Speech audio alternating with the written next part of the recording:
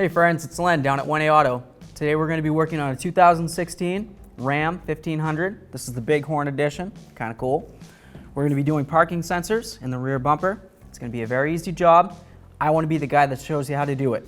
If you need these or any other part, you can always check into 1aauto.com. So here's what our sensor looks like and the connector.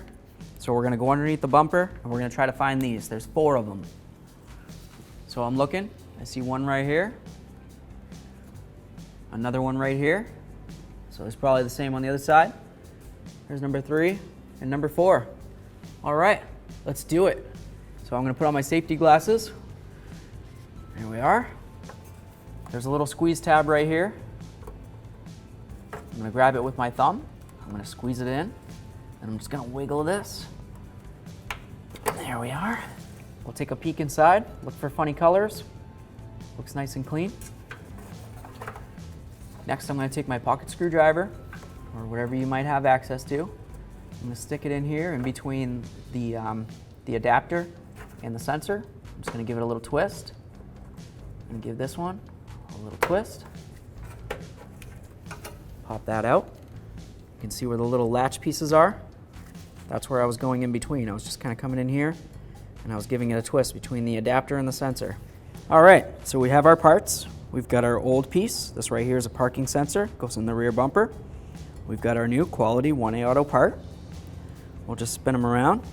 We notice the old one has the little locking clips on there. So does the new one.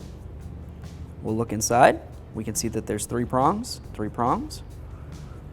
Seems like it matches up. Exactly. Perfect. So I don't see any reason why this wouldn't be great to put in. I would feel free to install this or any other quality part from 1aauto.com. We've got our new parking sensor. Don't mind the dirt. Just gonna come up here. We've got our 2 little prongs. Those fit inside these little holes. So I'm gonna come up.